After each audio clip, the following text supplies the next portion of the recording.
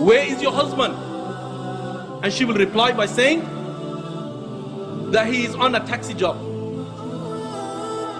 I ask, did you know a day will come that a child, the age of 11, he will return home one day and he will rape his own 2 little sisters, and he will say, I've learned this in school. I ask, did you know a day will come that they'll have a homosexual imam and there'll be homosexuals praying behind them and they will think it's normal? I ask, did you know a day will come the father and daughter are watching a film, time passes and they commit zina with each other? I ask, did you know a day will come that when a Muslim is told to hold the Quran in the city center, he will say, brother, my mates are watching me. Don't tell me to hold the Quran. People are going to laugh at me. The girls are going to laugh at me. And when he's told, brother, put it in your bag, he will say, I could not take the risk. Why? Because people are watching me.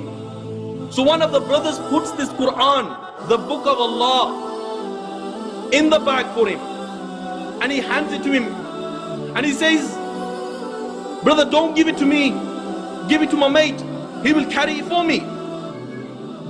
I asked, did you know these days will come? He sallallahu alayhi wasallam said that time will come that people will be committing sin, and all of a sudden people's faces will be transformed into monkeys and pigs. And the same winds that destroyed the people of Lut, the same winds, the same stones will come and destroy these people. The same stones will destroy these people. The same winds that destroyed the people of Ad, the same winds will come and will destroy these people. And the earth will be open and it will take them in, and down they'll go right till the day of judgment. The day of judgment is close. But in spite of this, we brush it under the table. He sallallahu alayhi wasallam said that for 40 years there'll be no iman.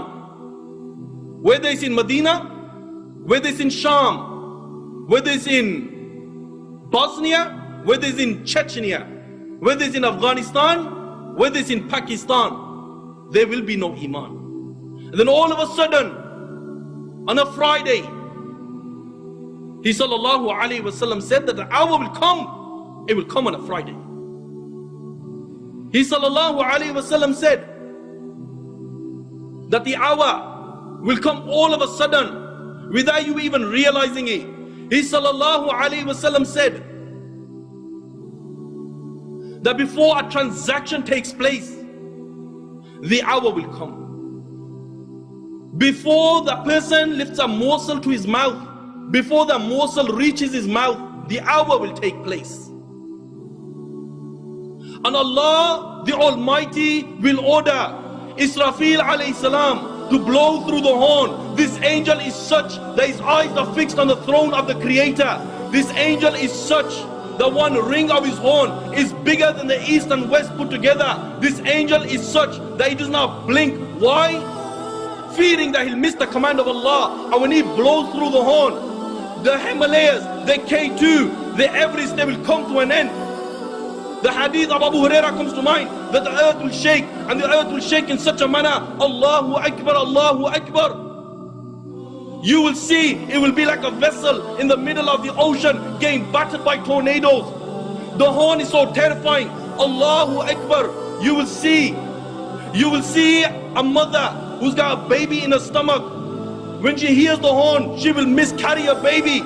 Why? Because the sound of the horn is so terrifying that a child who's only 10 years old, 15 years old, 16 years old, his face will turn wrinkly, his hair will turn white, he will look like a person who's over 100. Why? Because this is the day of reckoning. And when this is taking place, The mother who's got a child, she on that day will remember that she had a child. Why? Because the sound of the horn. The sound of the horn is so terrifying that you will see mankind will be in a drunken state, but in reality they won't be drunk. The hadith of Abu Huraira comes to mind.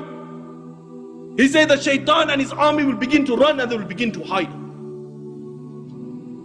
They will begin to run and they will begin to hide. The Quran says on that day there is no refuge.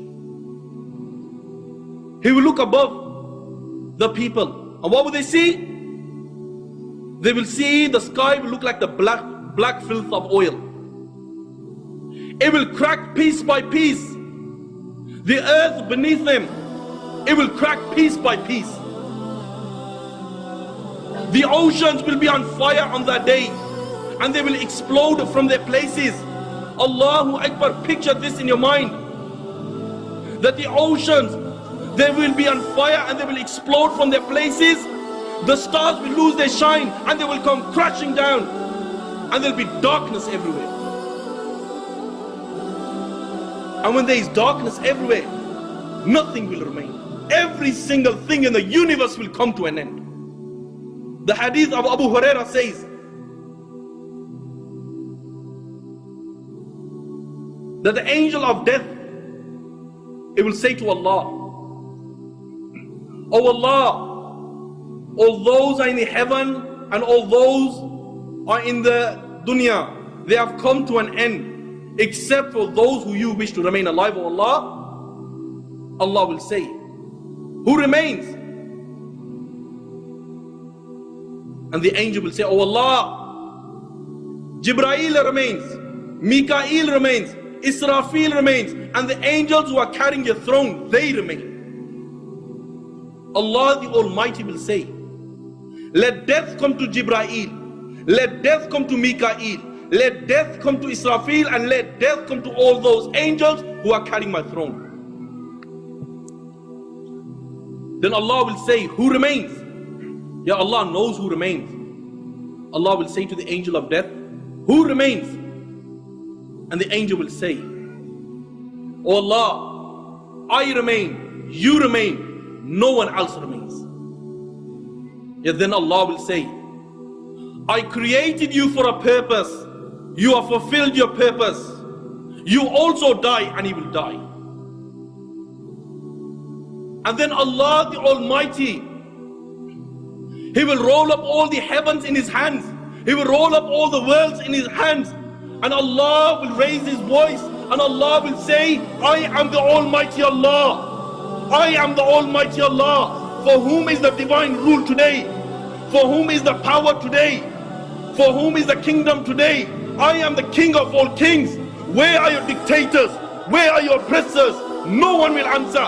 Allah Himself will answer. And Allah will say, "Power is for Allah. Might is for Allah. The one, the only, the irresistible." And when this happens, the narration says, the earth will be made flat and will be like a stretched rubber. Allah the Almighty, He will order the heavens to pour rain. And the heavens will pour rain for 40 days. And the water, a certain liquid that is classed as water, will reach 12 cubic. And then Allah the Almighty, He will say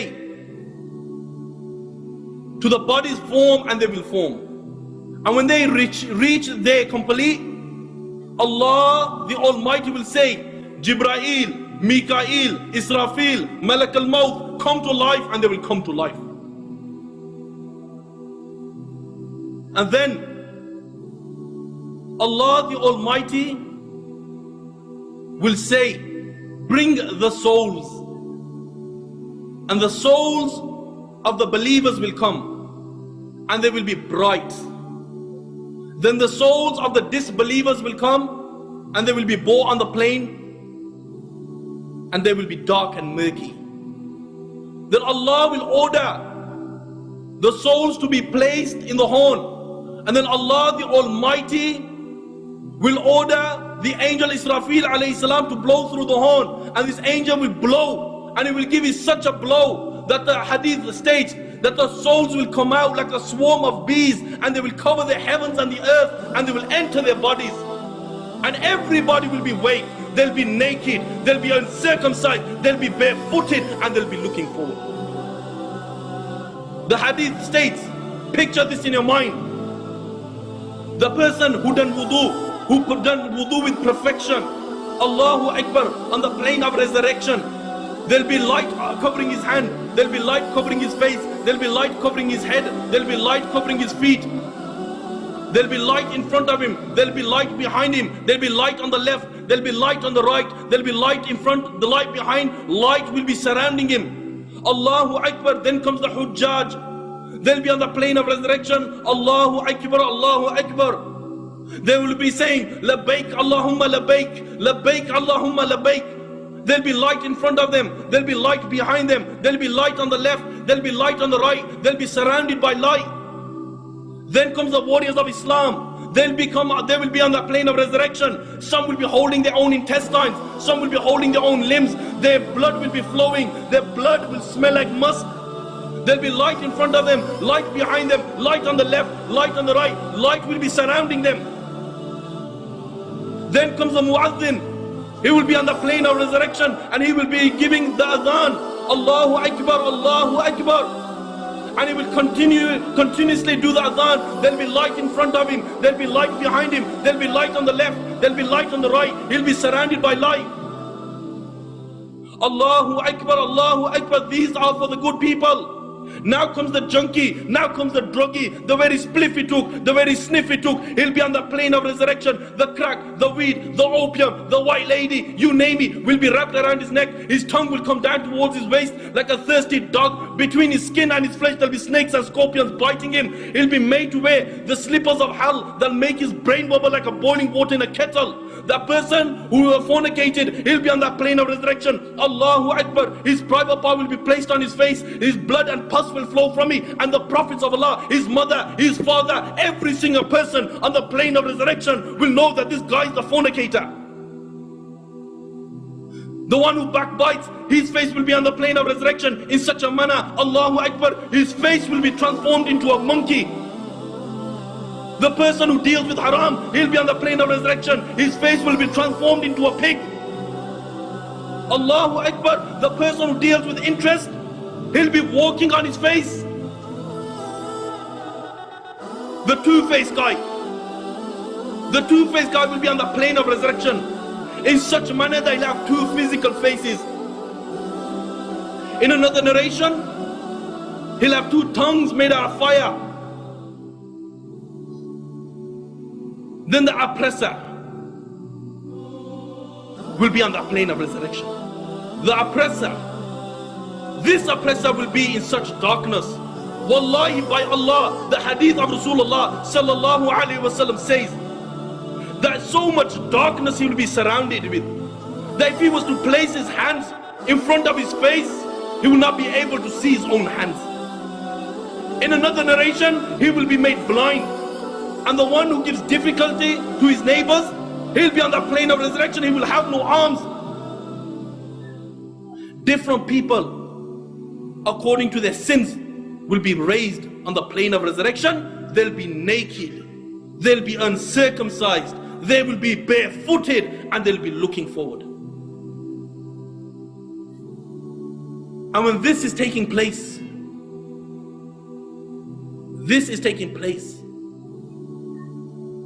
they will remain like this for 70 years. For 70 years they will remain like this. Allahu Akbar, Allahu Akbar. The narration says that some will be sweating up to the ankles, some will be sweating up to their knees, some will be sweating up to their waist, some will be drowned in their own sweat. They will be screaming, they will be shouting, but on that day their tears will run out and blood will flow from their eyes.